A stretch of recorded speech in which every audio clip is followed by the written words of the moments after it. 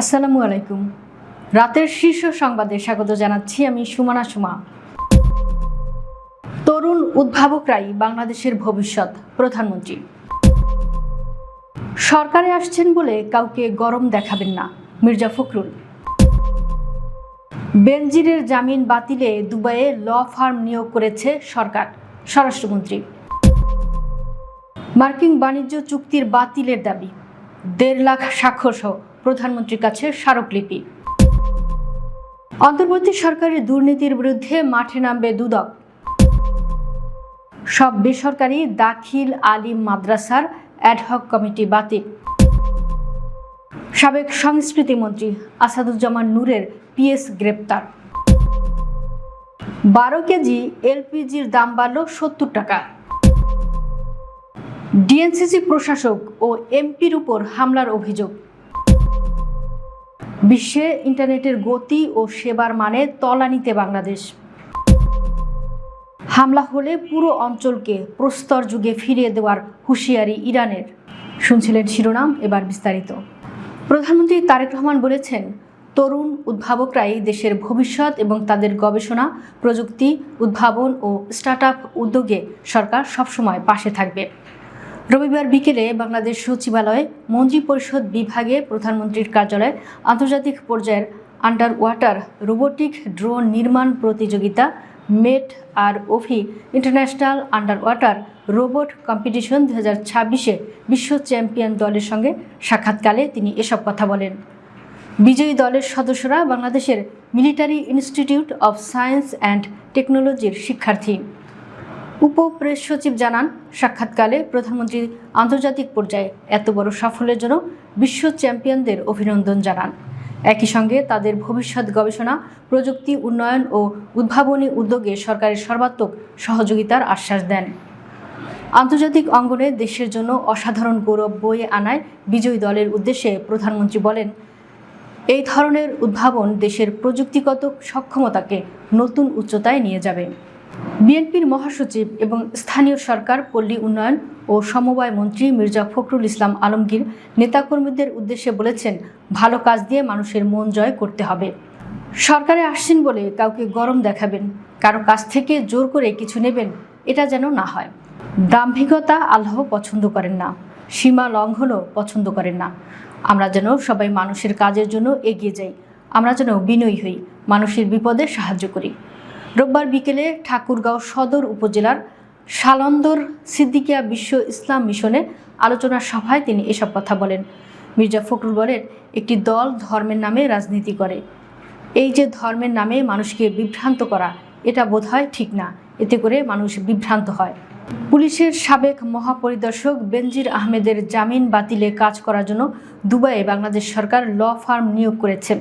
রবিবার দুপুরে রাজশাহীতে সাংবাদিকদের প্রশ্নের জবাবে এ তথ্য জানান স্বরাষ্ট্রমন্ত্রী সালাউদ্দিন আহমদ। বেনজিরের জামিন বাতিলের জন্য উদ্যোগ নেওয়া হবে বলেও জানান তিনি। এক প্রশ্নের জবাবে স্বরাষ্ট্রমন্ত্রী বলেন, আমি এখন শুনলাম স্টেজে বসে, সঙ্গে সঙ্গে হোম সেক্রেটারির সঙ্গে কথা বলেছি। হোম সেক্রেটারি দুবাইয়ে আমাদের যে ইউএই অ্যাম্বাসেডর আছেন তার সঙ্গে কথা বলেছেন।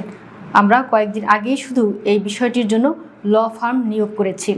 তাকে ইনস্ট্রাকশন দেওয়া হয়েছে যেন বেইল ক্যান্সেলের জন্য যে পার্সু করেন।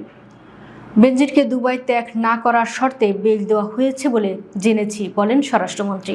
তিনি বলেন, কি শর্ত সেটার আমি সার্টিফাইড কপি জোগাড় করতে বলেছি এবং আমাদের যে ল ফার্ম রয়েছে তাদের আমরা ইনস্ট্রাকশন দিয়েছি যেন এই বেইল ক্যান্সেলের জন্য তারা পার্সু করে।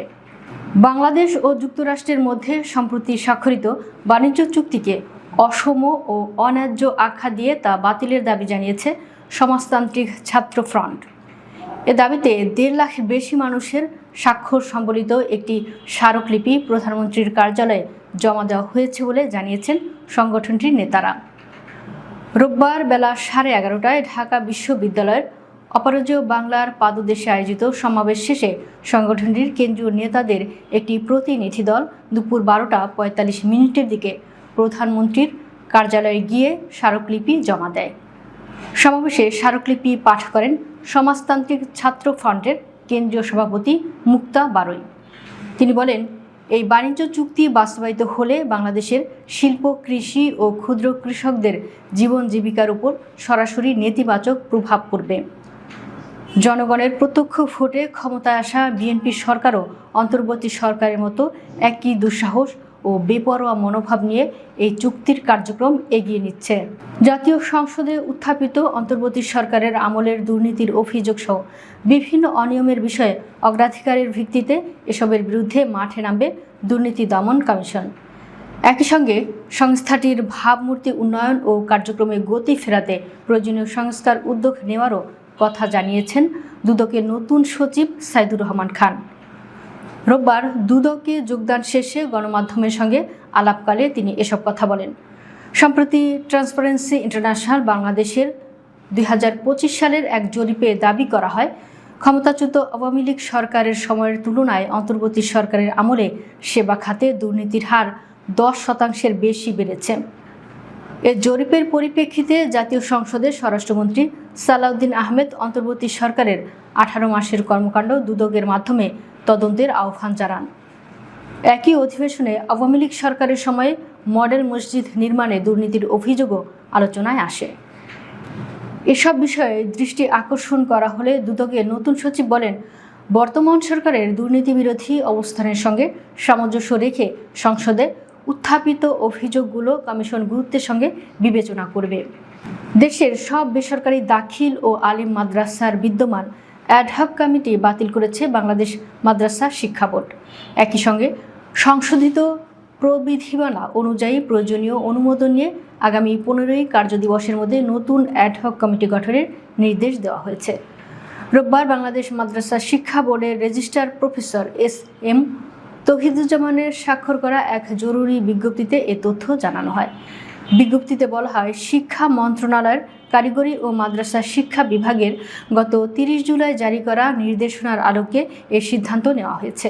বাংলাদেশ মাদ্রাসা শিক্ষা বোর্ড প্রবিধানমালা 2025-এর প্রবিধান 64 অনুযায়ী মেয়াদ উত্তীর্ণ কমিটি সহ দেশের সব বেসরকারি দাখিল ও আলিম মাদ্রাসার বিদ্যমান অ্যাডহক কমিটি বাতিল ঘোষণা করা হয়েছে। একই সঙ্গে সংশোধিত প্রবিধিমালা অনুসারে নতুন অ্যাডহক কমিটি গঠনের পদ্ধতি ও শর্ত নির্ধারণ করে দিয়েছে বোর্ড। সাবেক সাংস্কৃতিক বিষয়ক মন্ত্রী ও সংসদ সদস্য আসাদুজ্জামান নূরের ব্যক্তিগত সহকারী তরিকুল ইসলামকে গ্রেফতার করেছে পুলিশ। নীলফামারী শহরের শান্তিনগর এলাকা থেকে তাকে গ্রেফতার করা হয়। রবিবার সকালে বিষয়টি নিশ্চিত করেছেন নীলফামারী সদর থানার ভারপ্রাপ্ত কর্মকর্তা জিল্লুর রহমান। তিনি জানান, শনিবার সন্ধ্যায় তরিকুলকে গ্রেফতার করা হয়। একটি হত্যা মামলায় তরিকুল ইসলামকে গ্রেফতার করা হয়েছে। মামলায় তাকে এজাহারভুক্ত আসামি করা হয়েছে। মামলার তথ্য অনুযায়ী 2013 সালের 14 ডিসেম্বর কৃষক সিদ্দিক আলীর বাড়ির কাছের রামগঞ্জ হাটে বাজার করতে যান। ওই সময় আওয়ামী লীগের কয়েকজন নেতাকর্মী স্থানীয় বিএনপি নেতা গোলাম রব্বানীর বাড়িতে হামলা চালান। এ সময় হামলায় আহত হয়ে সিদ্দিক আলী রাস্তায় পড়ে গেলে সাবেক সংসদ সদস্য আসাদুজ্জামান নূরকে বহনকারী একটি গাড়ি তাকে চাপা দেয় বলে মামলার এজাহারে অভিযোগ করা হয়েছে। এতে তিনি নিহত হন। আগস্ট মাসের জন্য তরলীকৃত পেট্রোলিয়াম গ্যাসের দাম নির্ধারণ করে দিয়েছে বাংলাদেশের এনার্জি রেগুলেটরি কমিশন। রবিবার সংস্থাটির 12 কেজির এলপিজি সিলিন্ডারের নতুন খুচরা মূল্য 1598 টাকা নির্ধারণ করেছে। জুলাই মাসে একই সিলিন্ডারের দাম ছিল 1528 টাকা। সে হিসেবে চলতি মাসে দাম বেড়েছে 70 টাকা, যদিও জুলাইতে আগের মাসের 1885 টাকা থেকে 357 টাকা কমানো হয়েছিল। আজ বিইআরসি এক বিজ্ঞপ্তিতে জানায়, বেসরকারি এলপিজি ভোক্তা পর্যায়ের দাম প্রতি কেজি 133 টাকা 15 পয়সা নির্ধারণ করা হয়েছে। একই সঙ্গে যানবাহনে ব্যবহৃত অটো গ্যাসের দামও বাড়ানো হয়েছে। নতুন দাম নির্ধারণ করা হয়েছে প্রতি লিটার 73 টাকা 67 পয়সা। আগের মাসে এর দাম ছিল 70 টাকা 40 পয়সা। রাজধানীর উত্তরখানে পরিচ্ছন্নতা কর্মীদের সঙ্গে স্থানীয়দের সংঘর্ষের ঘটনা ঘটেছে। এ সময় পরিস্থিতি নিয়ন্ত্রণে আনতে উপস্থিত হওয়া ঢাকা উত্তর সিটি কর্পোরেশনের প্রশাসক শফিকুল ইসলাম খান এবং ঢাকা 18 আসনের সংসদ সদস্য জাহাঙ্গীর হোসেনের উপর স্থানীয়দের হামলার অভিযোগ উঠেছে। রবিবার ডিএনসিসির জনসংযোগ বিভাগ থেকে পাঠানো এক সংবাদ বিজ্ঞপ্তিতে এ তথ্য জানানো হয়। ডিএনসিসির আওতাধীন অঞ্চল ৮-এর ৪৬ নম্বর ওয়ার্ডের উত্তরখানের রাজাবাড়ি এলাকার এসটিএসে পরিচ্ছন্নতা কর্মীদের উপর একটি পোশাক কারখানার মালিক পক্ষের হামলার ঘটনা পরিদর্শনকালে অতর্কিত এই আক্রমণের ঘটনা ঘটে। বিজ্ঞপ্তিতে বলা হয়, সকালে পরিচ্ছন্নতা কর্মীদের উপর হামলার ঘটনায় দুপুরে ডিএনসিসির প্রশাসক এবং সংসদ সদস্যসহ থানায় ওসি ও পুলিশ সদস্যরা ঘটনাস্থল পরিদর্শন করতে গেলে পরিচ্ছন্ন কর্মীদের সঙ্গে গার্মেন্টস মালিক পক্ষের পুনরায় দুর্ব্যবহার করেন। এতে উত্তেজনা ছড়িয়ে পড়ে এবং ডিএনসিসি প্রশাসক ও এমপি মহোদয়ের সামনে গার্মেন্টস মালিকপক্ষের ভাড়াটে সন্ত্রাসীরা অতর্কিত হামলা চালায়। বিশ্বে ইন্টারনেটের গতি ও সেবার মানে বাংলাদেশের অবস্থান এখনও বৈশ্বিক গড়ের চেয়ে বেশ নিচে এবং তলানির দিকে। সম্প্রতি বিশ্বব্যাংক প্রকাশিত একটি প্রতিবেদন এবং আন্তর্জাতিক ইন্টারনেট গতি পরিমাপক সংস্থা ওকলা এর সর্বশেষ সূচকে দেশের ডিজিটাল অবকাঠামোর এই দুর্বল চিত্রটি আবারও সামনে এসেছে। দেশে ইন্টারনেট গ্রাহকদের সংখ্যা ব্যাপকভাবে বাড়লেও সেবার গুণগত মান এবং গতি কাঙ্ক্ষিত পর্যায়ে পৌঁছায়নি।